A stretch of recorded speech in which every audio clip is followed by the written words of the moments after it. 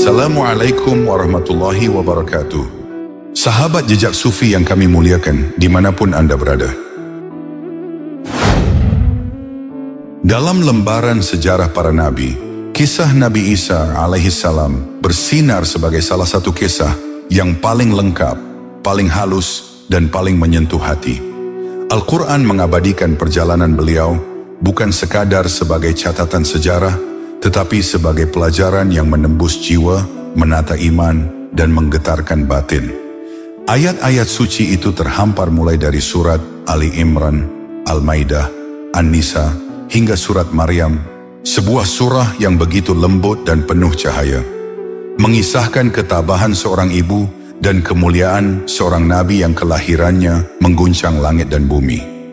Sebelum Isa lahir, berita tentang dirinya telah bergema jauh sebelum detik pertama ia melihat dunia. Malaikat Jibril turun membawa kabar gembira kepada Maryam, seorang perempuan suci yang memilih hidup dalam ibadah dan kesendirian di mihrabnya. Ketenangannya pecah oleh sapaan malaikat. Namun dari sapaan itulah dimulai sebuah kisah agung yang kelak mempengaruhi perjalanan umat manusia. Maryam yang suci itu terkejut. Ia belum pernah disentuh lelaki, tetapi Allah berkehendak. Isa akan hadir sebagai tanda kebesarannya, sebagai rahmat bagi dunia, dan sebagai nabi terakhir yang diutus kepada Bani Israel, kaum yang telah menerima banyak nabi, namun berkali-kali membangkang pada kebenaran. Ketika waktu kelahiran tiba, Maryam menyepi ke suatu tempat yang sunyi, jauh dari pandangan manusia. Kesakitan melahirkan mengguncangnya, sementara pikiran tentang apa yang akan dikatakan kaumnya membuat hatinya semakin berat. Namun pada saat paling lemah itu, pertolongan Allah menghampirinya. Sebuah suara lembut yang oleh sebagian mufassir dikatakan suara malaikat, namun sebagian lagi berpendapat itu adalah suara Isa yang belum lahir. Suara tersebut terdengar jelas di telinga Maryam. "Janganlah engkau bersedih." Kemudian dari bawah telapak kakinya muncul aliran air jernih, dan pohon kurma menggugurkan buah-buah matang untuk memulihkan tenaganya. Dalam sepi itulah Maryam merasakan betapa dekatnya Allah, betapa ia tidak pernah meninggalkan hamba yang sabar dan setia. Namun ujian sesungguhnya tiba ketika Maryam membawa bayi itu kembali kepada kaumnya. Tatapan heran berubah menjadi tatapan sinis. Bisikan-bisikan perlahan menjelma dalam bentuk tuduhan, fitnah, dan kata-kata kasar. Mereka menuding Maryam, perempuan yang suci, telah melakukan dosa besar. Mereka menuduh bayi yang dibawanya adalah hasil perzinahan. Namun Maryam tidak diperintahkan Allah untuk membela diri. Beliau hanya menunjuk kepada bayinya. Melihat itu, kaum Bani Israel semakin mencemooh. "Bagaimana mungkin kami berbicara dengan bayi yang baru lahir?" kata mereka dengan congkak. Tetapi Allah yang telah memilih Isa sebagai nabi menurunkan mukjizat pertama yang menggemparkan dunia. Dalam suasana yang gaduh, tiba-tiba bayi yang masih merah itu membuka matanya. Dengan penuh kewibawaan, Isa kecil berbicara. Suaranya jernih, tegas, dan memotong seluruh keangkuhan yang memenuhi udara. "Sesungguhnya aku adalah hamba Allah. Dia memberiku kitab, dan dia menjadikanku seorang nabi." Quran Surat Maryam ayat 30. Seketika mereka terdiam, dan suasana berubah menjadi hening. Kalimat itu menghentak para pembenci, membungkam para pendusta, sekaligus menjadi pelipur lara bagi Maryam. Dengan satu mukjizat, Allah mematahkan setiap tuduhan keji yang diarahkan kepada wanita suci tersebut. Di hadapan mereka, seorang bayi berbicara bukan untuk menonjolkan dirinya, tetapi untuk menyampaikan kebenaran bahwa ia bukan Tuhan, bukan anak Tuhan, tetapi hamba Allah yang diberi wahyu. Setelah mukjizat kelahiran Nabi Isa alaihissalam mengguncang hati manusia, Al-Quran lalu menutup kisah masa kecil beliau dengan hening yang panjang. Tidak ada satu ayat pun yang berbicara tentang masa pertumbuhan Isa dari bayi hingga dewasa. Seakan-akan Allah ingin menyisakan ruang bagi manusia untuk merenungkan bahwa pertumbuhan seorang nabi bukanlah sekadar catatan sejarah, tetapi perjalanan ruhani yang tersembunyi dari sorotan dunia. Namun para ulama dan ahli sejarah kemudian mengisi kekosongan itu dengan riwayat-riwayat yang bersumber dari tradisi para salaf dan penelitian para ahli. Dari situlah tersingkap lembaran perjalanan Isa kecil, lembaran yang lembut namun penuh makna. Nabi Isa adalah nabi terakhir yang diutus Allah kepada Bani Israel. Karena itu, tidak mengherankan apabila dalam tradisi Nasrani, sosok Isa atau Yesus mendapatkan kedudukan yang sangat istimewa. Mereka memuliakan beliau melebihi batas, sampai pada tingkat menganggapnya sebagai anak Tuhan, bahkan sebagai manifestasi Tuhan yang turun ke dunia. Dalam perspektif Islam, pola pemujaan semacam ini bukan hal baru. Al-Quran menggambarkan bahwa di masa lampau sebagian kaum Yahudi juga pernah mengagungkan Nabi Uzair secara berlebihan, hingga menempatkannya pada kedudukan yang tidak semestinya bagi seorang manusia. Mereka meyakini bahwa Nabi Uzair adalah anak Tuhan. Fenomena ini menunjukkan kecenderungan sebagian manusia untuk melampaui batas dalam memuliakan para nabi atau tokoh suci, dari figur manusia menjadi sosok ketuhanan. Menurut Wahab bin Munabbih, dalam kitabnya yang berjudul Qasas al-Anbiya, pada saat kelahiran Nabi Isa alaihissalam, terjadi sebuah peristiwa luar biasa yang mengguncang negeri Palestina. Bahkan gaungnya sampai ke negeri Persia, hingga membuat Raja Persia terkejut hebat, dan akhirnya jatuh pingsan ketika menyaksikannya. Kisah itu bermula dari sebuah malam yang sepi, malam ketika Isa alaihissalam baru saja lahir ke dunia. Alam seperti ikut bersujud memuliakan hadirnya seorang nabi besar. Di langit Palestina tampak sebuah bintang raksasa bersinar terang, memecah kesunyian malam dan terlihat hingga ke negeri Persia. Cahaya itu begitu kuat, begitu memukau, hingga membuat Raja Persia terperanjat dan akhirnya jatuh pingsan ketika menyaksikannya. Setelah sadar, ia segera memanggil para dukun dan penasihat kerajaan untuk menanyakan makna dari tanda langit yang menggetarkan itu.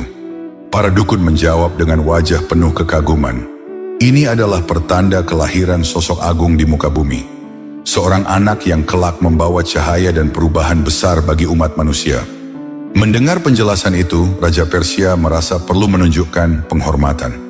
Ia mengirimkan utusan khusus yang membawa emas, wewangian, serta berbagai hadiah berharga untuk disampaikan kepada bayi yang baru lahir tersebut. Namun, di balik niat pemberian hadiah itu tersembunyi kecemasan yang lain. Ketika kabar bahwa bayi itu dapat berbicara sejak dalam buayan menyebar luas, ketakutan sang raja semakin menjadi-jadi. Ia khawatir kelahiran Isa akan mengguncang kedudukannya dan meruntuhkan kekuasaannya. Karena itulah, raja juga memerintahkan beberapa orang lain untuk melakukan sesuatu yang jauh lebih gelap, yakni membunuh bayi Nabi Isa ketika semua utusan telah kembali. Sang raja merasa rencananya telah tersusun rapi. Ia yakin tak seorang pun akan menebak maksud gelap di balik hadiah mewah yang dikirimkannya. Namun manusia hanya bisa berencana, sementara Allah lebih mengetahui segalanya. Tanpa ia sadari, salah satu utusan yang mengiringi rombongan memahami benar niat jahat yang terselip dalam perintah sang raja. Ketika ia tiba di hadapan Maryam untuk menyerahkan hadiah emas dan barang-barang berharga, wajahnya tampak berbeda dibanding para pengawal lainnya. Ada kegelisahan yang ia tahan, ada kebenaran yang berusaha ia sampaikan. Dengan suara pelan namun tegas, ia memperingatkan Maryam.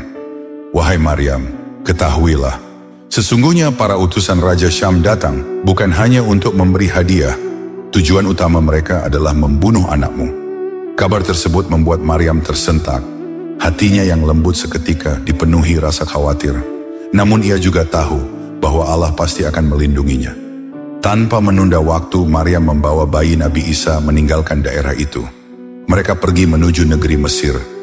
Di negeri asing itulah ia hidup bersama putranya dalam perlindungan ilahi hingga Nabi Isa mencapai usia 12 tahun.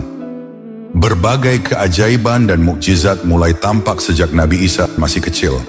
Keistimewaan itu bukan hanya dirasakan oleh ibunya, Maryam, tetapi juga oleh orang-orang yang berada di sekitar mereka. Setiap orang yang menyaksikan perkembangan dirinya seolah melihat cahaya ilahi yang memancar dari seorang anak yang masih dalam usia belia. Di antara kisah mukjizat itu, terdapat sebuah peristiwa yang terjadi pada seorang pedagang yang tinggal di tempat persinggahan para musafir. Suatu hari, pedagang itu kehilangan harta berharganya. Rumah tempat ia tinggal ternyata dihuni oleh orang-orang fakir, orang-orang lemah, dan mereka yang amat membutuhkan uluran tangan. Karena itu, ia tidak memiliki sedikit pun petunjuk tentang siapa yang mengambil hartanya. Tidak ada saksi, tidak ada tanda-tanda, tidak ada jejak, hanya kebingungan dan rasa putus asa. Hingga akhirnya, dalam kondisi hampir menyerah, pedagang itu mendatangi Maryam. Ia berharap Maryam yang dikenal sebagai wanita suci dapat memberikan solusi atau setidaknya doa yang bisa menuntun kepada kejelasan. Saat itulah Nabi Isa kecil yang masih berusia belia mendekati mereka. Tanpa keraguan di wajahnya, Isa menuju seorang lelaki buta yang berada di antara para penghuni rumah tersebut. Anak kecil yang penuh keteduhan itu kemudian berkata dengan lembut, namun penuh kewibawaan, "Bawalah kursi ini dan bangkitlah." Lelaki buta itu menggeleng. Dengan suara ragu ia menjawab, "Aku tidak sanggup melakukannya." Ucapannya mungkin terdengar wajar, sebab ia adalah orang yang lemah dan tidak mampu melihat. Namun Nabi Isa kecil menatapnya seolah menembus lapisan-lapisan batin manusia. Beliau berkata sekali lagi, "Kamu sanggup melakukannya, sebagaimana kamu telah mampu mengambil harta dari kotak milik si pedagang." Ucapan Isa kecil membuat semua yang hadir terkejut. Tidak ada seorang pun yang menyangka bahwa Isa kecil mengetahui rahasia yang disembunyikan si buta. Wajah lelaki buta itu berubah pucat. Seluruh penghuni rumah memandanginya dengan tatapan curiga. Kebohongannya yang selama ini ia sembunyikan seakan terbongkar tanpa ada jalan untuk mengelak. Akhirnya dengan suara gemetar, si buta mengaku bahwa dialah pencurinya. Ia mengembalikan barang yang telah diambilnya dan memohon maaf kepada si pedagang. Peristiwa itu menjadi salah satu bukti awal tentang keistimewaan Nabi Isa, bahwa sejak kecil Allah telah memberinya pengetahuan, kebijaksanaan, dan mukjizat yang tidak dimiliki anak-anak lain.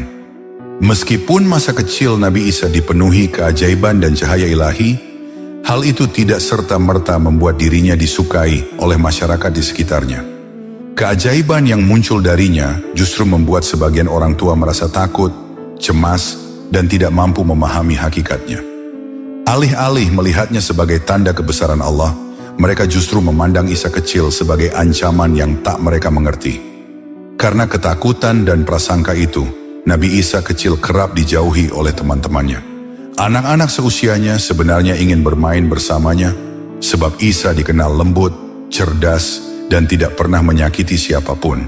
Namun langkah mereka selalu terhenti oleh perintah orang tua yang dihantui rasa khawatir. Para orang tua itu berkata dengan nada cemas, "Demi Allah, jika kalian membiarkan anak-anak kita bermain bersama Isa, niscaya dia akan merusaknya." Ucapan itu beredar dari rumah ke rumah, dari telinga ke telinga, hingga menjadi aturan tak tertulis yang menyudutkan Isa kecil. Karenanya, banyak anak dijauhkan dari tempat-tempat yang biasa Isa datangi, hanya agar tidak bertemu atau berteman dengannya. Kejadian itu bermula ketika Isa kecil bermain bersama teman-temannya. Mereka duduk di tepi sebuah kolam, tangan-tangan kecil mereka sibuk membentuk tanah liat menjadi burung-burung mungil. Tawa anak-anak memenuhi udara, sementara Isa dengan kelembutan dan kecerdasan membentuk seekor burung dengan ketelitian yang menakjubkan. Namun, ada sesuatu yang berbeda. Burung tanah liat milik anak-anak lain tampak biasa saja, sedangkan burung buatan Isa tampak seolah memiliki kehidupan.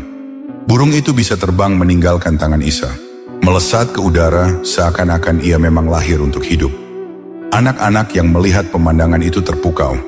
Kemudian mereka mencoba menirunya, memijit tanah liat dengan lebih keras, membentuk sayap lebih rapi, namun tak satu pun yang mampu melakukan hal serupa. Burung-burung tanah liat mereka tetap diam, tak bergerak, tak bernyawa. Karena merasa kecewa dan kesal, mereka pun pulang sambil mengadu kepada orang tua masing-masing. Berita itu pun cepat menyebar, dari rumah ke rumah, dari telinga ke telinga, hingga akhirnya sampai pada para pemuka agama yang tengah mengawasi pelaksanaan hari Sabat. Mereka mengernyitkan dahi, bertanya-tanya dan menuduh. Perbuatan semacam itu tidak dibenarkan pada hari Sabat. Hari itu adalah hari Sabtu, hari yang menurut tradisi mereka harus diisi dengan diam, tenang, dan menjauhi segala bentuk pekerjaan. Para orang tua dan pemuka agama pun bergegas menuju kolam untuk menemui putra Maryam. Di sana, mereka mendapati Isa kecil tengah duduk dengan tenang. Mereka lalu bertanya dengan suara dingin, "Di mana burung-burung tanah liat itu? Tunjukkan kepada kami." Isa tidak menjawab panjang. Ia hanya menunjuk ke arah sekumpulan burung tanah liat yang telah selesai ia bentuk. Burung-burung kecil itu mengepakkan sayapnya dan terbang ke langit. Bukan satu, bukan dua, semuanya terbang, meninggalkan kolam itu dalam keheningan yang memukau. Para pemuka agama itu terpaku. Salah seorang di antara mereka berkata, "Dia tidak melanggar hari Sabat. Bukan dia yang membuat burung-burung itu hidup. Mustahil seorang anak kecil mampu membuat burung yang terbang." Yang lain menimpali dengan nada takjub, "Ini keterampilan yang luar biasa. Aku ingin mempelajarinya."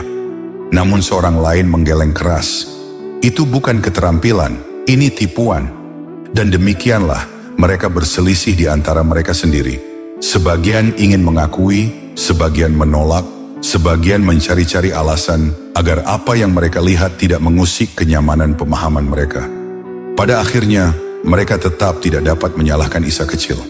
Tidak ada pelanggaran Sabat, tidak ada pekerjaan yang dilakukan, dan tak seorang pun dapat mengajarkan apa yang hanya merupakan mukjizat dari Allah semata.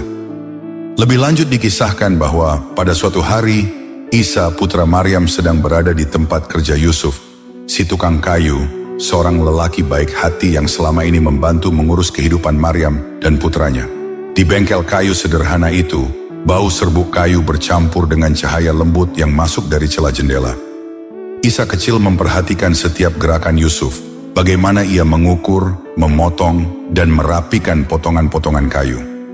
Suatu ketika, Yusuf memotong sepotong papan untuk sebuah pekerjaan. Namun setelah selesai, ternyata papan itu terlalu pendek dari ukuran yang diperlukan. Wajah Yusuf menunjukkan kebingungan, sementara pekerjaan itu harus segera diselesaikan. Isa kecil yang melihat hal itu mendekat. Dengan ketenangan yang begitu dewasa untuk seorang anak seusianya, ia memegang papan tersebut. Lalu tanpa usaha yang terlihat sulit, ia menariknya sedikit. Dan papan itu, atas izin Allah, menjadi lebih panjang. Pas dengan ukuran yang diperlukan, seolah-olah kayu itu patuh kepada sentuhannya. Kabar ini pun segera menyebar ke seluruh penjuru kota. Orang-orang mulai berbicara tentangnya dengan nada yang berbeda-beda. Sebagian orang berkata dengan penuh kekaguman, "Apa yang ia lakukan adalah mukjizat. Niscaya anak ini kelak menjadi orang suci, seorang pembawa risalah." Kelompok lainnya berkata, "Kami takkan mempercayai cerita seperti ini, kecuali bila kami menyaksikannya sendiri."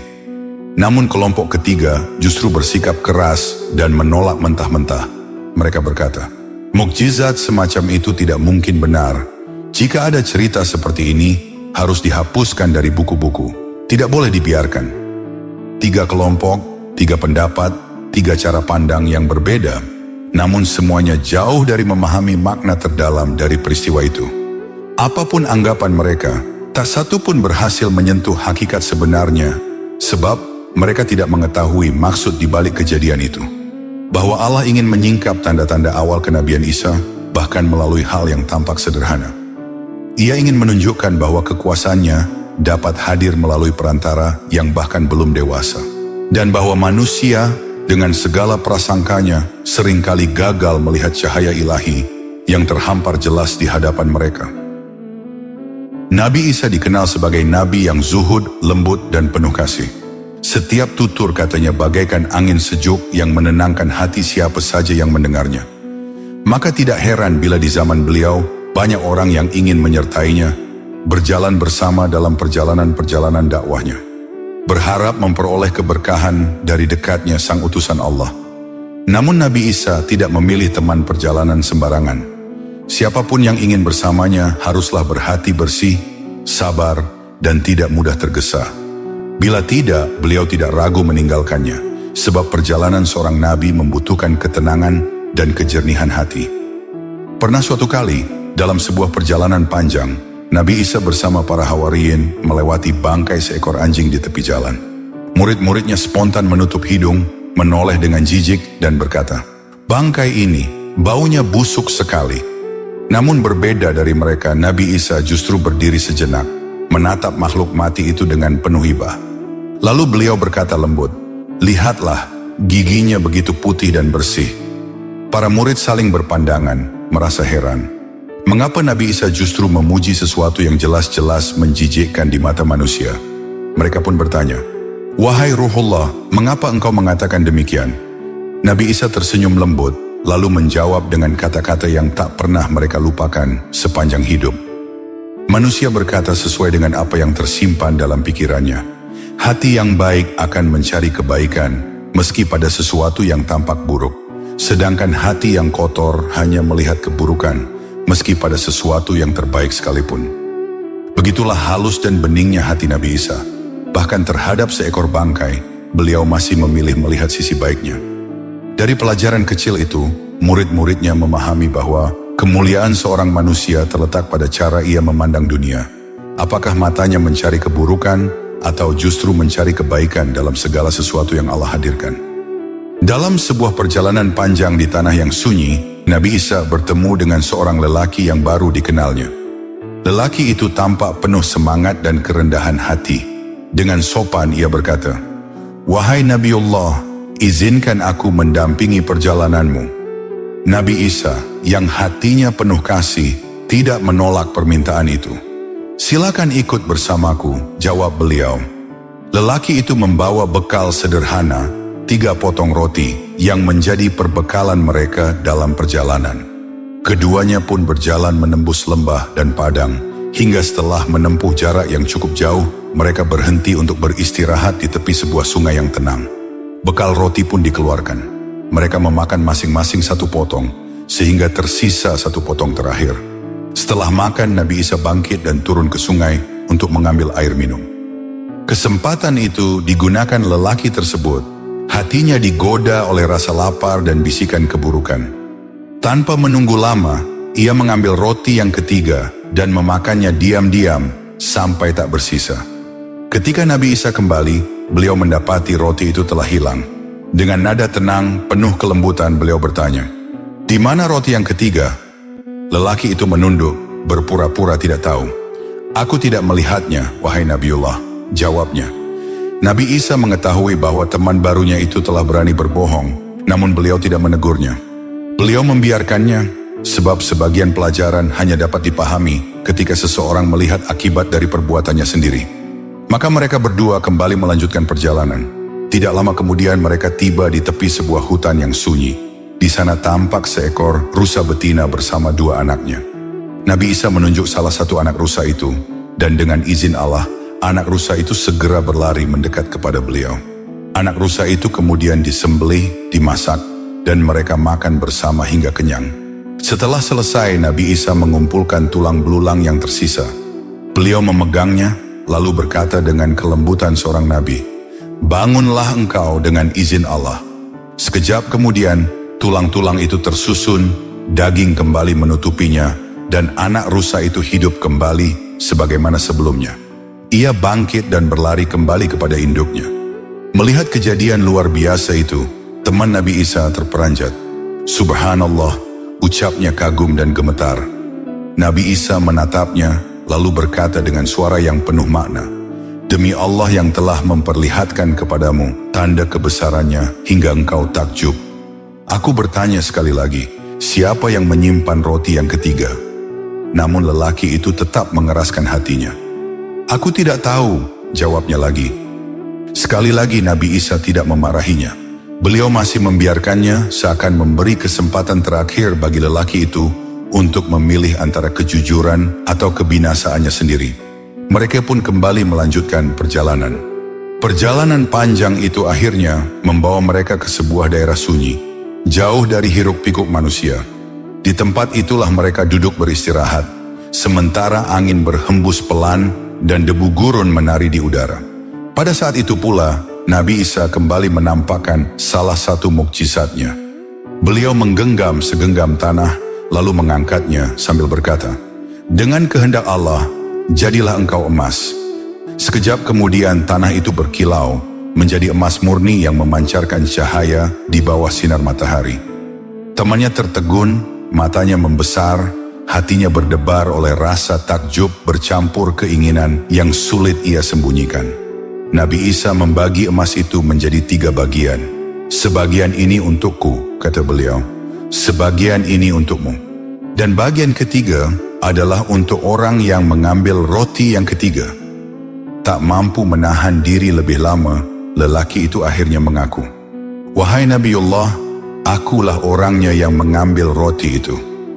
Nabi Isa memandangnya sejenak, tidak dengan marah, tidak dengan kebencian, namun dengan pandangan seorang guru yang telah melihat akhir perjalanan muridnya.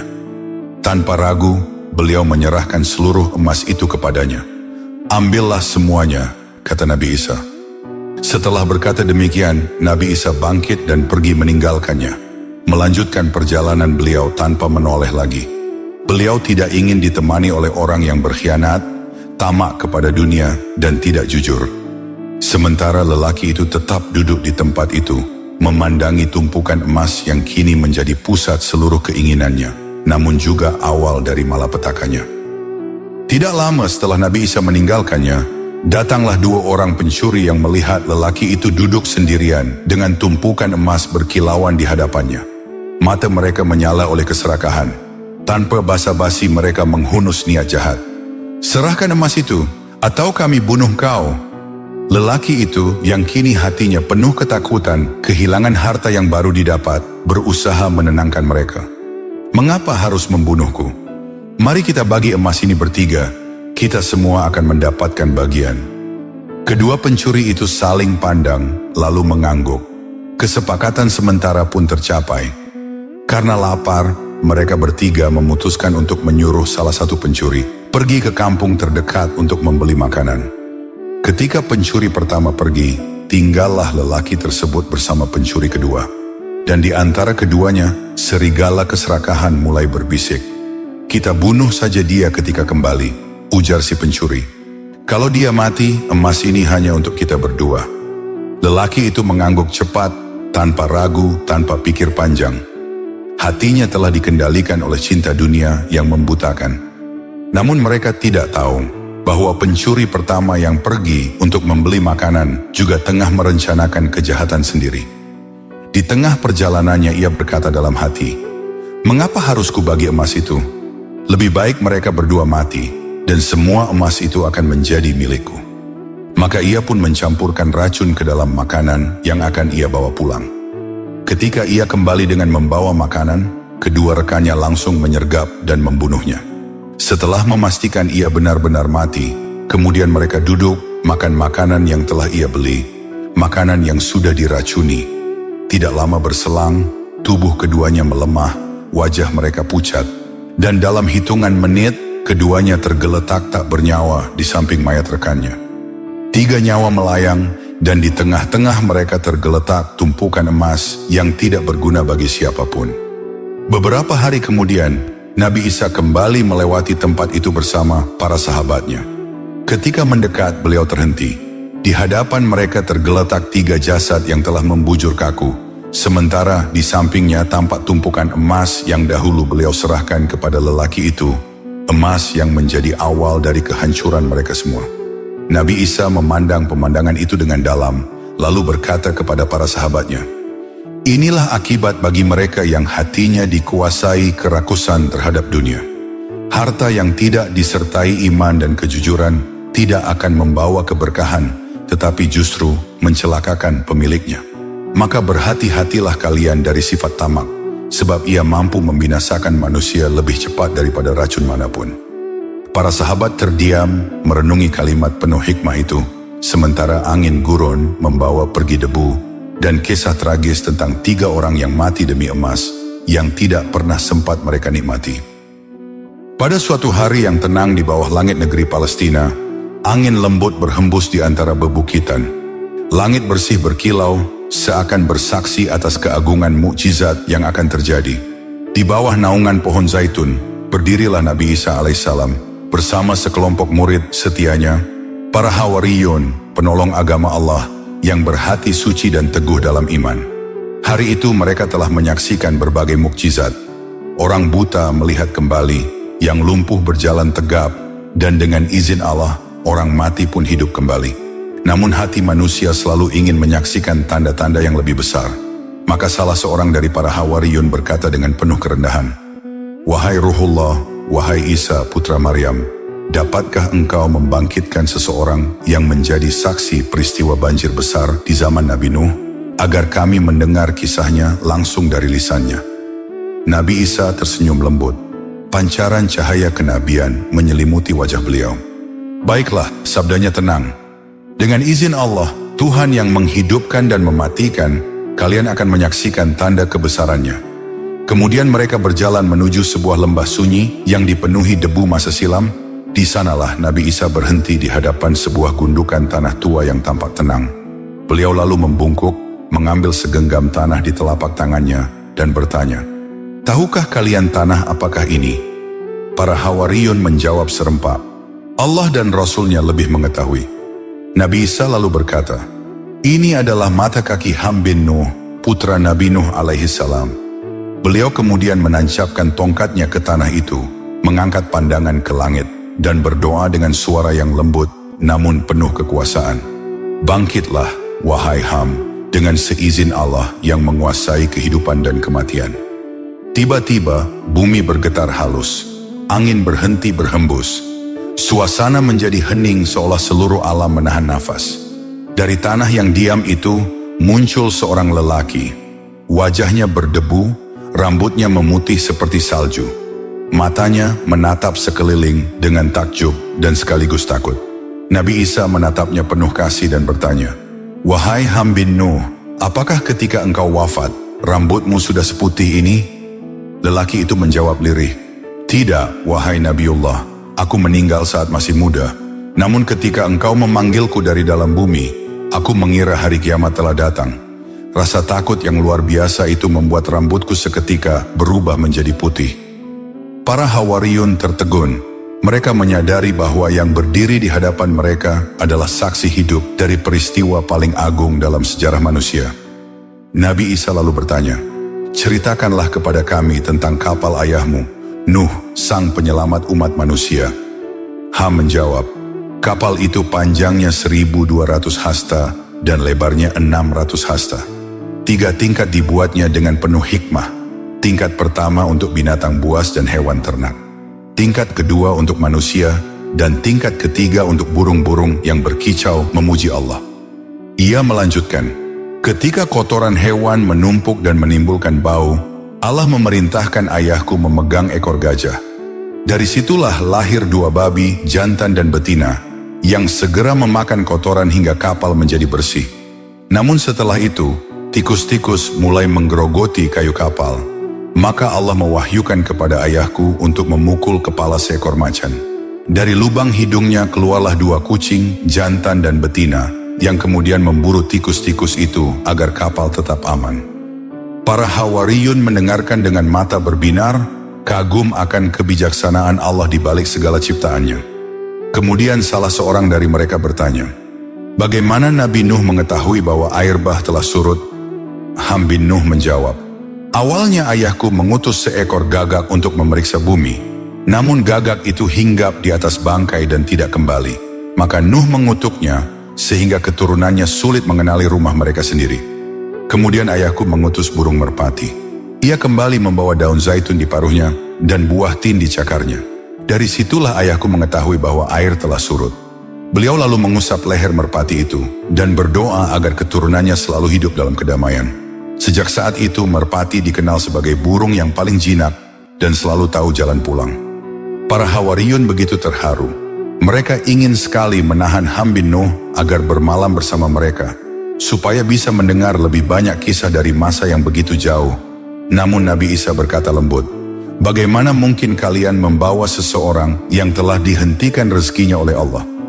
Kemudian beliau menatap Ham dan berkata dengan suara penuh keagungan, "Kembalilah, wahai Ham bin Nuh, ke tempatmu semula dengan izin Allah yang menghidupkan dan mematikan." Maka tubuh Ham bergetar, menunduk patuh, lalu perlahan kembali menjadi tanah. Bumi pun menutup dirinya kembali, seolah tidak pernah terbuka. Para Hawariyun merasa takjub. Mereka segera bersujud memuji Allah yang memperlihatkan kebesarannya melalui Nabi Isa alaihissalam. Maka tersebarlah kabar di seluruh negeri bahwa di tangan Isa putra Maryam, Allah telah memperlihatkan mukjizat yang mengguncangkan hati manusia. Mukjizat Nabi Isa yang bisa menghidupkan orang mati akhirnya justru menjadi ujian berat bagi beliau. Sebagian kaumnya yang hatinya masih dipenuhi ambisi duniawi merasa iri dan ingin memiliki kemampuan yang sama. Mereka tidak memahami bahwa mukjizat bukanlah kelebihan pribadi, melainkan amanah ilahi yang hanya diberikan kepada para nabi untuk meneguhkan risalah. Suatu hari Nabi Isa berjalan di padang pasir dekat Baitul Maqdis bersama sekelompok orang yang terkenal egois dan mementingkan diri sendiri. Di tengah perjalanan, mereka memohon dengan sangat, "Wahai Ruhullah, ajarkan kepada kami kata rahasia yang engkau gunakan untuk menghidupkan orang mati. Dengan itu, keimanan kami akan bertambah." Nabi Isa menjawab dengan sabar, "Kalian tidak memahami apa yang kalian minta." Namun mereka bersikeras meyakinkan Nabi Isa bahwa mereka siap memikul amanah tersebut dan tidak akan menyalahgunakan ilmu itu. Meski telah memperingatkan mereka, Nabi Isa akhirnya menyampaikan kata tersebut sebagai ujian dan pelajaran bagi hati yang belum sadar. Tak lama setelah itu, mereka berjalan menuju sebuah tempat tandus yang sepi. Di sana tergeletak tumpukan tulang yang telah memutih, tanpa bentuk, tanpa kehidupan. Dengan penuh rasa ingin tahu, mereka berkata, "Ini saatnya kita menguji kata yang diajarkan Isa." Maka diucapkanlah kata itu. Dan sekejap kemudian, tulang-tulang itu terbungkus daging, berubah menjadi seekor binatang liar, buas, kelaparan, dan haus darah. Dalam hitungan detik, binatang itu menerkam mereka satu persatu, merobek tubuh mereka hingga menjadi serpihan-serpihan daging. Mukjizat yang mereka inginkan bukan membawa kemuliaan, tetapi justru menjadi sebab kebinasaan mereka sendiri akibat keserakahan dan ketidaktaatan kepada peringatan Nabi. Kisah ini mengajarkan pesan mendalam, bahwa ilmu yang tidak disertai kebijaksanaan akan berubah menjadi kehancuran. Dan siapapun yang dianugerahi akal, baik cerdas maupun sederhana, akan memahami bahwa setiap mukjizat adalah amanah, bukan alat untuk memenuhi keinginan hawa nafsu. Di dalam kitabnya yang berjudul Ihya Ulumuddin, Imam Al-Ghazali mengkisahkan bahwa pada suatu hari Nabi Isa sedang berjalan melewati sebuah perkebunan. Di sana beliau melihat seorang pemuda yang tengah menyiram tanaman. Ketika pemuda itu menyadari kehadiran Nabi Isa, ia berhenti dari pekerjaannya. Dengan wajah penuh harap, ia berkata, "Wahai Ruhullah, mintakanlah kepada Tuhanmu agar aku diberi rezeki berupa mahabbah, cinta kepada Allah, meski hanya sebesar zarroh, sebesar atom." Nabi Isa memandangnya dengan belas kasih dan menjawab lembut, "Wahai pemuda, meski hanya seukuran zarroh, engkau tidak akan sanggup menanggungnya." Namun pemuda itu tidak menyerah. "Kalau begitu, mintakanlah separuhnya saja," pintanya penuh harap. Maka Nabi Isa pun berdoa, "Ya Allah, anugerahkanlah kepada pemuda ini mahabbah kepadamu sebesar separuh zarroh." Selang beberapa hari kemudian, Nabi Isa melewati tempat itu lagi. Lalu beliau menanyakan keberadaan pemuda tersebut kepada penduduk sekitar. Mereka menjawab, "Pemuda itu, ia telah menjadi seperti orang gila. Ia pergi menuju pegunungan." Nabi Isa kemudian memohon kepada Allah agar ditunjukkan di mana pemuda itu berada. Doa beliau dijawab. Seolah tabir dunia tersingkap, Nabi Isa melihat pemuda itu berada di tengah-tengah jajaran gunung yang menjulang. Beliau pun mendekatinya. Di puncak bebatuan keras, pemuda itu berdiri seorang diri, wajahnya menghadap ke langit, seakan tak ada dunia di sekelilingnya. Nabi Isa mengucapkan salam, namun pemuda itu tidak menjawab. Bahkan ketika Nabi Isa berkata, "Wahai pemuda, ini aku, Isa," pemuda itu tetap tak bereaksi. Pada saat itulah turun wahyu kepada Nabi Isa. "Wahai Isa, bagaimana mungkin ia menjawab? Dalam hatinya kini terdapat cinta kepadaku sebesar separuh zarrah. Demi kemuliaan dan keagunganku, andaikan tubuhnya engkau potong dengan gergaji sekalipun, ia tidak akan merasakannya." Kisah ini menunjukkan betapa dahsyatnya mahabbah sejati kepada Allah. Bahkan separuh zarrah saja mampu meluruhkan seluruh perhatian seorang hamba dari dunia, menghapus rasa dan mengikat seluruh pikirannya hanya kepada Sang Pencipta. Di dalam Al-Quran, kisah Bani Israel seringkali diabadikan sebagai pelajaran bagi generasi setelah mereka. Salah satu kisah yang paling menakjubkan adalah ketika umat Nabi Isa meminta sebuah tanda besar, yaitu berupa hidangan yang turun dari langit, sebagai bukti diterimanya ibadah mereka dan sebagai ketenangan bagi hati mereka. Kisah ini diabadikan dalam surah Al-Maidah, ayat 111 hingga 115. Diceritakan, pada suatu hari Nabi Isa memerintahkan para Hawariyun dan kaumnya untuk berpuasa selama 30 hari penuh. Mereka pun menjalankan perintah itu dengan sungguh-sungguh. Setelah masa puasa selesai, beberapa di antara mereka datang menghadap Nabi Isa. Wajah-wajah mereka tampak menahan letih, namun dihiasi harapan yang besar. "Wahai Isa, mintalah kepada Tuhanmu agar menurunkan kepada kami sebuah hidangan dari langit, sebagai bukti bahwa puasa kami diterima, penyejuk bagi hati kami, dan sebagai hari raya bagi kami." Nabi Isa menatap mereka dengan rasa prihatin dan kehati-hatian. Beliau mengetahui betapa besar nikmat yang mereka minta, dan betapa berat konsekuensi yang menyertainya. Lalu beliau menasihati mereka, "Bertakwalah kepada Allah, dan janganlah meminta sesuatu yang bisa saja menjadi ujian bagi kalian. Bersyukurlah tanpa harus melihat tanda. Sesungguhnya hati yang yakin tak selalu memerlukan bukti." Namun mereka tetap bersikeras, baik yang muda maupun yang tua, yang kaya maupun yang miskin, semua berkumpul dengan keinginan yang sama. Kerumunan besar itu memenuhi sebuah lembah luas, menengadah ke langit menunggu keputusan dari Rabb mereka. Melihat keteguhan mereka, Nabi Isa akhirnya memenuhi permintaan tersebut. Namun beliau masih diliputi rasa khawatir. Beliau tahu, jika Allah menurunkan hidangan itu, namun mereka ingkar, azab yang datang bisa sangat berat. Maka Nabi Isa pun berdiri. Beliau pergi ke tempat sholatnya, mengenakan pakaian bulu yang sangat sederhana. Dengan berdiri di atas kedua kakinya, yang seakan tak beranjak sedikit pun, beliau menundukkan kepala, mengangkat tangan dan berdoa, "Ya Allah Tuhan kami, turunkanlah kepada kami hidangan dari langit. Jadikanlah ia hari raya bagi kami, bagi orang-orang sebelum kami dan sesudah kami, dan jadikanlah ia sebagai tanda kekuasaan-Mu. Limpahkanlah rezeki kepada kami, karena Engkaulah sebaik-baik pemberi rezeki." Tak lama setelah doa itu dipanjatkan, langit berubah. Dua awan besar tampak perlahan terbelah. Dari celah di antara keduanya, sebuah benda bercahaya turun perlahan-lahan. Seluruh umat Nabi Isa terdiam, mata mereka membelalak menyaksikan apa yang tak pernah terlihat sebelumnya. Hidangan itu turun setahap demi setahap, seakan bergerak dengan kemuliaan, mendekati mereka dengan tenang. Melihat hal itu, Nabi Isa kembali berdoa, "Ya Allah, jadikanlah ini sebagai rahmat-Mu, bukan azab-Mu." Ketika seluruh hidangan tersaji di tengah-tengah mereka, suasana menjadi hening.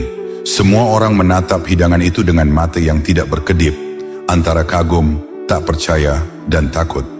Nabi Isa alaihissalam berdiri dengan penuh wibawa.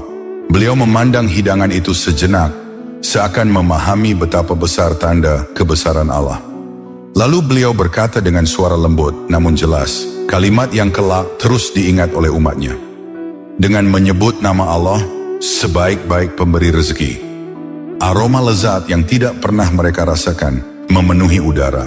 Ada 7 ekor ikan laut, besar dan segar, dagingnya lembut seakan baru saja diangkat dari lautan. Di sampingnya ada 7 roti, hangat, lembut, dan mengeluarkan aroma yang mengundang selera. Sebagian riwayat menyebutkan ada cuka, sebagian lagi menyebut buah delima dan buah-buahan lainnya. Nabi Isa memandang kaumnya dan berkata dengan penuh ketenangan, "Silakan kalian makan, inilah yang kalian minta." Namun alih-alih mendekat, sebagian besar dari mereka justru mundur 1 langkah. Suasana berubah menjadi tegang, wajah-wajah yang tadi dipenuhi kegembiraan berubah menjadi pucat. Salah seorang dari mereka berkata, "Tidak, kami tidak akan makan sebelum engkau sendiri yang makan." Yang lain menimpali, "Bagaimana bila ini merupakan azab? Bagaimana bila ini bukan rezeki, tetapi ujian yang akan menimpa kami?" Keraguan itu menyebar cepat, seperti ombak yang merambat dari satu orang ke orang lainnya. Mereka yang sebelumnya mendesak Nabi Isa agar memohonkan hidangan, kini justru bersembunyi di balik ketakutan mereka sendiri. Nabi Isa memandang mereka dengan rasa kecewa yang mendalam. "Kalianlah yang meminta hidangan ini, Kalian yang memohon agar hidangan turun, lalu mengapa sekarang kalian ragu? Namun hati manusia ketika telah tenggelam dalam prasangka, sulit sekali kembali percaya. Mereka tetap tidak mau menyentuh makanan itu. Maka Nabi Isa memutuskan sesuatu. Beliau menyeru kaumnya, datangkan orang-orang fakir, datangkan mereka yang kelaparan, datangkan orang-orang tua yang sakit, mereka yang tidak mampu berjalan, yang matanya buta, yang telinganya tuli, yang tubuhnya menanggung penyakit bertahun-tahun. Tak lama, terkumpullah sekitar 1.300 orang. Mereka yang selama ini terpinggirkan, hidup dalam kekurangan, sakit menahun, dan tak memiliki siapapun. Mereka duduk di sekeliling hidangan itu dengan rasa haru dan syukur yang tidak dapat disembunyikan. Tidak ada keraguan pada wajah mereka, tidak ada rasa curiga. Yang ada hanya keinginan untuk menikmati rezeki Allah yang bahkan tak pernah mereka bayangkan. Ketika mereka menyentuh makanan itu, ketika gigitan pertama masuk ke mulut mereka, saat itu juga mukjizat terjadi. Orang buta tiba-tiba membuka mata dan bisa melihat. Orang yang kakinya pincang bisa berjalan tegap. Orang tua yang sudah bertahun-tahun merasakan nyeri, tiba-tiba berdiri tanpa rasa sakit sedikit pun. Kulit yang mengeras menjadi lembut. Pendengaran yang hilang menjadi pulih. Semua penyakit lenyap seketika. Itu bukan sekadar makanan. Itu adalah kesembuhan, rahmat, dan kasih sayang Allah yang turun dalam bentuk hidangan. Sementara mereka yang awalnya meragukan hidangan tersebut, kini menatap dengan wajah sangat menyesal. Karena mereka sadar bahwa ketakutan mereka telah membuat mereka melewatkan kesembuhan yang begitu besar. Mereka menyadari betapa lemahnya hati mereka dibandingkan dengan orang-orang yang selama ini mereka remehkan. Namun, penyesalan itu datang terlambat. Dikisahkan bahwa ketika hidangan dari langit benar-benar turun, ia bukanlah hidangan biasa. Siapa saja yang menyantapnya pada hari pertama, merasakan keberkahan yang sulit digambarkan dengan kata-kata. Hati mereka dipenuhi ketentraman, tubuh mereka dipenuhi kekuatan, dan iman mereka menjadi lebih kokoh daripada sebelumnya. Namun ketentuan Allah menetapkan bahwa hidangan itu hanya diberikan sekali dalam sehari. Hari berikutnya, hidangan kembali turun dengan penampilan yang sama indahnya. Karena mereka telah melihat bukti keselamatan dan manfaatnya, orang-orang yang sebelumnya ragu kini mulai berani menyantapnya. Jumlah mereka sangat banyak, sekitar 6.000 orang. Meski demikian, ada perbedaan yang dirasakan. Jika pada hari pertama, hidangan itu menghadirkan keberkahan yang begitu kuat. Namun pada hari-hari berikutnya, mereka yang memakannya hanya merasakan kenyang dan kecukupan. Tidak lagi terasa khasiat luar biasa seperti saat hidangan itu pertama kali turun. Seakan-akan Allah ingin menunjukkan bahwa mukjizat terbesar bukanlah makanan yang turun dari langit, tetapi ketaatan dan rasa syukur hamba terhadap nikmat yang diberikan. Bahwa ketika hati manusia mulai menganggap biasa sesuatu yang seharusnya luar biasa, maka keberkahan pun bisa berkurang dari nikmat itu. Seiring berjalannya waktu, ketentuan Allah terhadap hidangan langit itu berubah. Jika sebelumnya hidangan turun setiap hari, maka kini ia turun berselang 1 hari. Orang-orang mulai menyadari bahwa nikmat sebesar ini adalah amanah yang harus dijaga dengan kesabaran dan rasa syukur. Pada suatu ketika Allah memerintahkan Nabi Isa agar hidangan tersebut hanya diberikan kepada orang-orang fakir dan mereka yang benar-benar membutuhkan. Ini adalah perintah yang menguji keikhlasan para pengikut Nabi Isa. Apakah mereka mampu menerima ketentuan Allah tanpa memperturutkan nafsu dan kepentingan diri? Nabi Isa pun menyampaikan aturan itu dengan tegas namun penuh kasih sayang. Beliau menjelaskan bahwa rezeki langit bukanlah makanan untuk memuaskan hawa nafsu, melainkan tanda kebesaran Allah dan ujian bagi hati manusia. Namun tidak semua orang menerimanya dengan lapang dada. Sebagian orang kaya dan orang-orang munafik mulai mengeluh. Mereka merasa diperlakukan tidak adil. Mereka berkata bahwa aturan itu menyulitkan mereka, seakan-akan kebutuhan mereka tidak dipedulikan. Protes itu semakin membesar dan beberapa di antara mereka menunjukkan kedurhakaan serta ketidaksyukuran yang tersembunyi selama ini. Padahal mereka telah menyaksikan dengan mata kepala sendiri bagaimana hidangan itu turun sebagai mukjizat. Mereka telah merasakan berkahnya. Namun ketika aturan Allah tidak sesuai dengan keinginan mereka, hati mereka kembali gelap. Karena protes yang terus-menerus dan kelancangan mereka mempertanyakan kebijaksanaan Allah, akhirnya turunlah ketetapan yang sangat berat. Allah memberhentikan pemberian hidangan tersebut. Mukjizat itu yang seharusnya menjadi jalan menuju keimanan, ditarik kembali. Bukan hanya itu, sebagai bentuk hukuman, Allah merubah orang-orang yang mempersoalkan hidangan, dikutuk menjadi binatang, yakni seekor babi. Mereka yang memprotes dengan kesombongan, merasakan akibat dari ulahnya sendiri. Dengan demikian berakhirlah kisah hidangan dari langit, meninggalkan pelajaran mendalam bagi seluruh umat manusia, bahwa nikmat Allah adalah amanah, dan kesombongan serta ketidaksyukuran dapat merampas keberkahan yang paling agung sekalipun. Ujian yang dihadapi Nabi Isa tidak hanya datang dari kaumnya, tapi juga datang dari makhluk terlaknat, yaitu iblis, laknatullah. Dalam kitab Adab Ad-Dunya wa Ad-Din karya Imam Al-Mawardi, dikisahkan sebuah peristiwa yang menggambarkan betapa liciknya godaan iblis. Pada suatu waktu, ketika Nabi Isa berada di puncak gunung, iblis menampakkan diri di hadapannya. Bukan dengan rupa yang menakutkan, melainkan dengan cara mendekati seolah ingin berdialog, seolah membawa logika dan kata-kata yang tampak benar. Dengan senyum penuh tipu daya, iblis bertanya kepada Nabi Isa, "Bukankah engkau mengatakan bahwa tidak ada sesuatu yang akan menimpamu, kecuali apa yang telah Allah tetapkan untukmu?" Nabi Isa menjawab dengan tenang, "Iya, itu benar." Mendengar jawaban itu, iblis melanjutkan tipu muslihatnya. "Kalau begitu, jika engkau benar meyakininya, lemparkanlah dirimu dari puncak gunung ini. Jika Allah menakdirkan keselamatan bagimu, engkau pasti akan selamat." Dengan kata-kata halus, iblis berusaha menggiring seorang nabi agar melakukan tindakan gegabah, memakai dalih takdir untuk menjerumuskannya. Inilah metode iblis sejak dahulu, membungkus keburukan dengan argumen yang tampak logis. Namun Nabi Isa, dengan cahaya kenabian dan kebijaksanaan yang dianugerahkan Allah, tidak tertipu sedikit pun. Beliau menatap iblis dan menjawab dengan kalimat yang membungkam segala tipu dayanya. "Wahai makhluk terkutuk, sesungguhnya Allah berhak menguji hambanya, tetapi seorang hamba tidak berhak menguji Tuhannya." Jawaban itu bagai cahaya yang membakar kegelapan. Ia menghancurkan logika palsu iblis dan menegaskan satu prinsip agung, bahwa seorang hamba tidak boleh menggampangkan perlindungan Allah dengan melakukan perbuatan yang sengaja mendatangkan bahaya. Keyakinan bukanlah alasan untuk menantang kekuasaan Tuhan. Tidak berhasil dengan godaan pertamanya, iblis tidak menyerah. Seperti biasanya ketika satu tipu daya gagal, ia segera menyiapkan tipu muslihat lainnya, lebih licik, lebih halus, dan lebih berbahaya.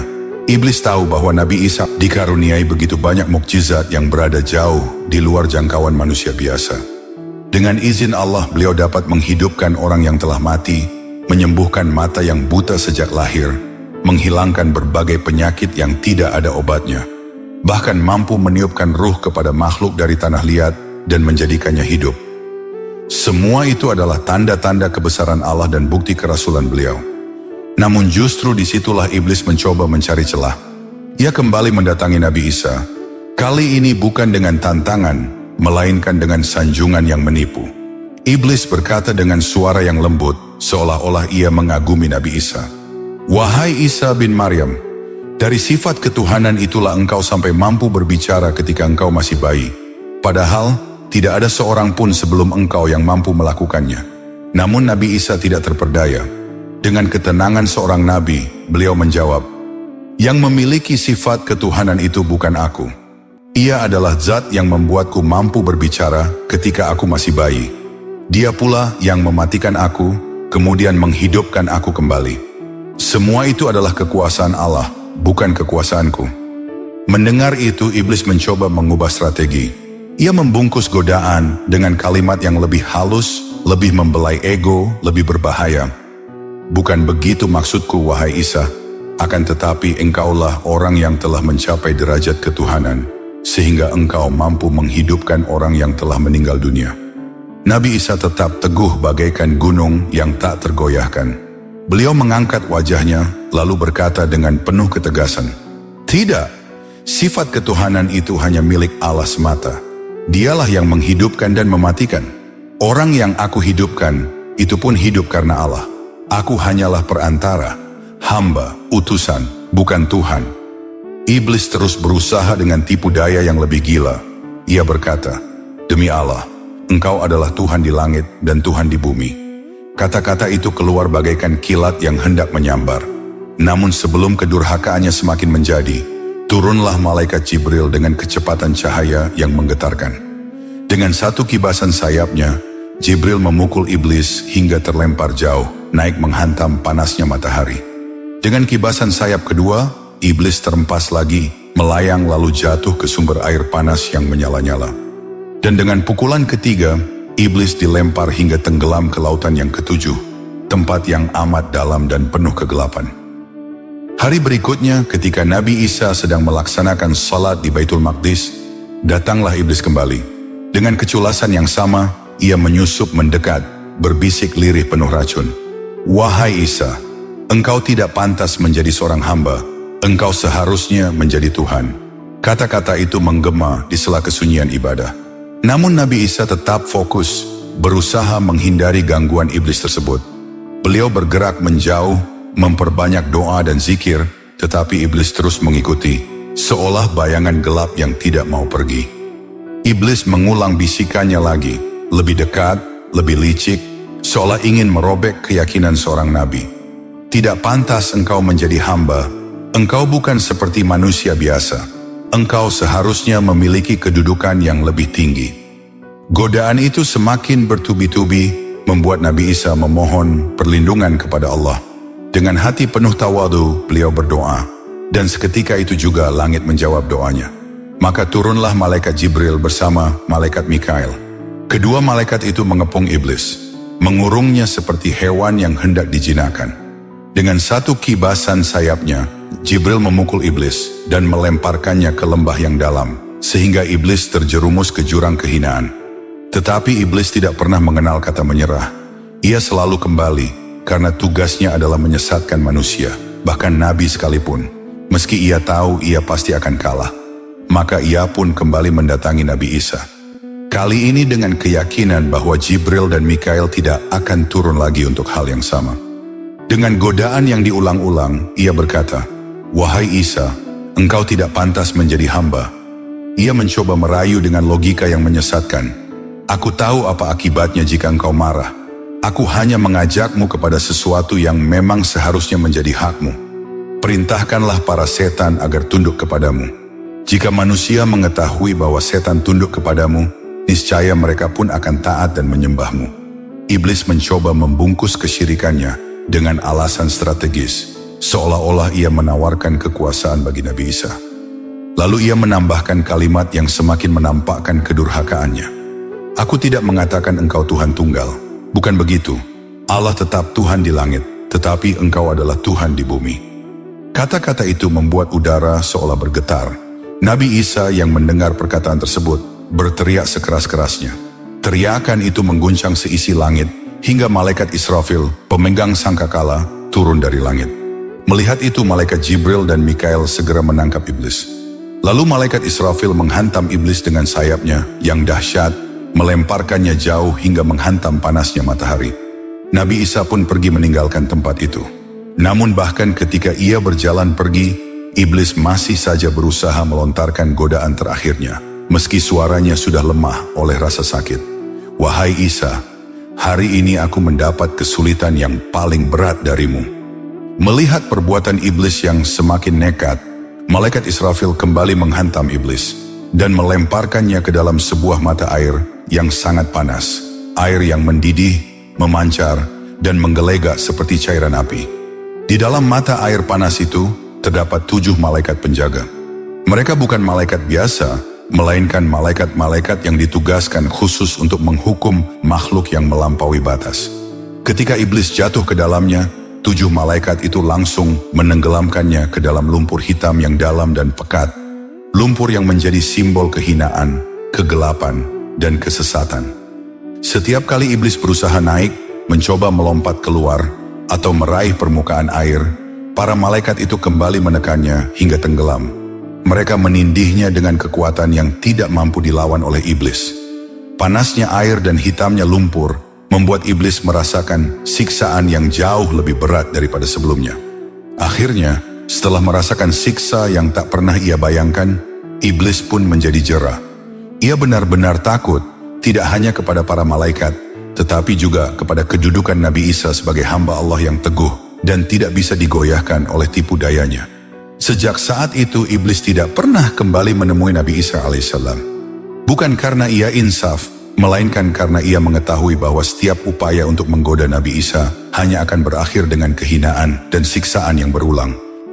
Dalam perjalanan dakwahnya kepada kaum Bani Israel, Nabi Isa tidak pernah lepas dari pertentangan. Cacian, hinaan, dan fitnah menjadi makanan sehari-hari. Namun beliau tetap sabar, karena para nabi memang diuji melalui manusia yang mereka bimbing. Akan tetapi, dari sekian banyak celaan, ada satu yang paling menusuk hati Nabi Isa. Ketika cercaan itu tidak hanya ditujukan kepada dirinya, tetapi juga kepada ibunya yang suci, yakni Sayyidah Maryam. Mereka mengumpat, menghina, dan merendahkan wanita yang telah dipilih Allah untuk membawa salah satu mukjizat terbesar di muka bumi. Hati Nabi Isa pun tersayat. Ia mengadu kepada Allah Azza wa Jalla dengan penuh kesedihan, dan Allah menurunkan keputusannya yang sangat keras. Orang-orang Yahudi yang berani menghina Isa dan ibunya dikutuk menjadi kera dan babi. Hukuman ini menjadi peringatan bahwa kehormatan para nabi dan keluarga mereka adalah sesuatu yang dijaga langsung oleh langit. Namun bukannya bertaubat, kaum Yahudi justru semakin marah. Mereka merencanakan pembunuhan terhadap Nabi Isa. Mereka kemudian mendatangi penguasa Romawi di Damaskus, seorang penyembah bintang, dan melaporkan, "Wahai Raja, di Baitul Maqdis ada seseorang yang menyesatkan manusia, membolak-balikan akidah rakyatmu, dan membuat mereka tidak setia kepadamu."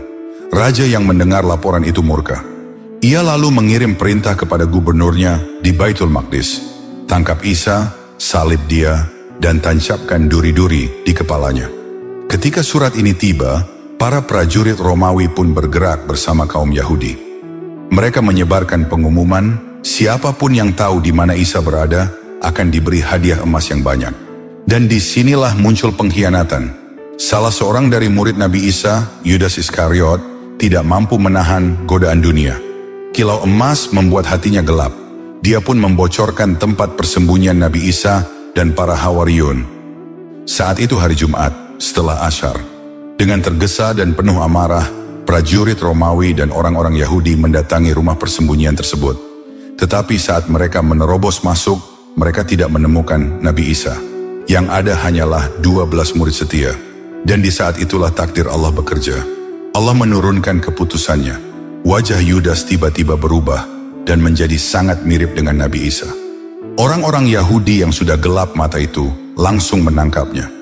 Yudas berteriak, menangis, dan mengatakan bahwa dirinya bukan Isa. Tapi siapa yang mau percaya? Yudas pun menerima balasan akibat dari pengkhianatannya. Ia disiksa, dipukuli, dan akhirnya disalib. Dialah yang mati, bukan Nabi Isa. Sementara itu, pada saat yang sama, Nabi Isa diangkat ke langit melalui sebuah celah angin yang terbuka di atap rumah. Isa diselamatkan oleh Allah dalam keadaan hidup. Dan sampai sekarang, beliau hidup di sisi Allah hingga tiba waktunya kembali ke dunia menjelang akhir zaman. Beliau datang bukan membawa risalah baru, melainkan melanjutkan risalah Nabi Muhammad SAW dan membawa misi suci, yakni membunuh Dajjal. Akhirul kata, wallahu a'lam bishawab. Sampai di sini dulu perjumpaan kita kali ini. Semoga bermanfaat. Wassalamualaikum warahmatullahi wabarakatuh.